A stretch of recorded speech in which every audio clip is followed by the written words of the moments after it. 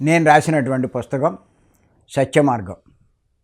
దాంట్లో ఇంకొక టాపిక్ ఏంటంటే గురు కృప ఉంటే అన్నది ఈ టాపిక్. నేను రాసినటువంటి పుస్తకం సత్య మార్గం. దాంట్లో మరొక టాపిక్ ఏంటంటే గురు కృప ఉంటే అన్న టాపిక్ గురించి ఇప్పుడు తెలుసుకుందాం. సద్గురువు శిష్యుని స్వీకరించిన తర్వాత శిష్యుని జ్ఞానవంతుని చేయడానికి అనేక రకాలుగా ప్రయత్నిస్తాడు. అలాగే శిష్యుని తనంత వానిగా చేయటానికి ప్రయత్నిస్తాడు. ఆ రకంగా చేయడానికి 4 రకాల దీక్షల ద్వారా ప్రయత్నిస్తాడు. అవి 1 దృక్ దీక్ష, 2 స్పర్శ దీక్ష, 3 వాగ్ దీక్ష, 4 మనోదీక్ష. ఇందులో మొదటిది దృక్ దీక్ష. దీనినే మీన న్యాయం అంటారు. చేప గ్రుడ్లను పెట్టి వెనుకకు తిరిగి వాటిని తీక్షణంగా చూస్తుంది. తల్లి దృష్టి సోకగానే గ్రుడ్లు పిల్లలుగా మారతాయి. అలాగే సద్గురు దేవుని కరుణామృత వీక్షణములు అంటే చూపులు ప్రసరించడం వల్ల శిష్యుడు జ్ఞాన పరిపుష్టి పొందుతాడు. అప్పటి నుంచి అజ్ఞాన జీవితం వీడి జ్ఞానజీవి అయి ఆత్మను దర్శిస్తాడు. అలాగే 2 స్పర్శ దీక్ష. దీనినే విహంగ న్యాయం అంటారు. పక్షి గ్రుడ్లను పెట్టి పొదిగి తన రెక్కల స్పర్శ చేత గ్రుడ్లను పిల్లలుగా చేయగలుగుతుంది. అలాగే సద్గురువు తన దివ్య వరదాభయ హస్తంతో స్పర్శ ద్వారా శిష్యునికి ఆత్మజ్ఞానాన్ని అందిస్తారు.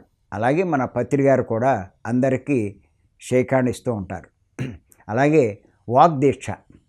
దీనినే భ్రమర కీటక నాయకమని అంటారు. భ్రమణం ఒక కీటకాన్ని తెచ్చి గూటిలో పెట్టి ద్వారం దగ్గర శబ్దం చేస్తుంది, జుంకారం చేస్తుంది. దాన్ని చూస్తూ ఆ కీటకం భ్రమరంగా మారిపోతుంది, మకరందాన్ని స్వీకరిస్తుంది. అలాగే సద్గురువు తన మృదు మధురమైన వాక్కులతో బోధ చేస్తూ శిష్యుని తన వలె తయారు చేస్తారు. అది మనం పత్రిక దగ్గర కూడా చూస్తున్నాం. మనోదీక్ష. దీనినే తాబేటి తలుపు అంటారు. తాబేలు ఒక చోట గుడ్లు పెట్టి ఆహారానికి వెళ్తుంది.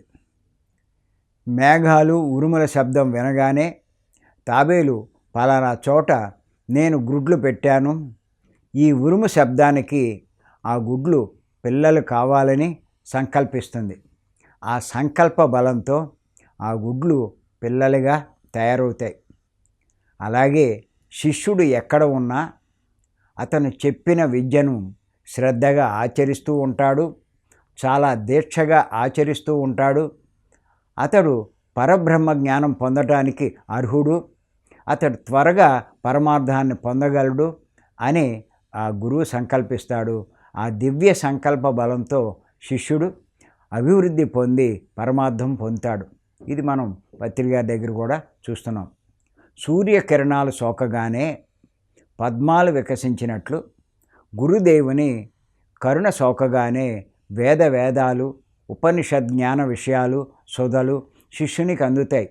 అందుచేత శిష్యుడు సద్గురువును ఆశ్రయించి ఆయన కృప పొందటానికి ప్రయత్నించాలి, జీవితాన్ని ధన్యం చేసుకోవాలి.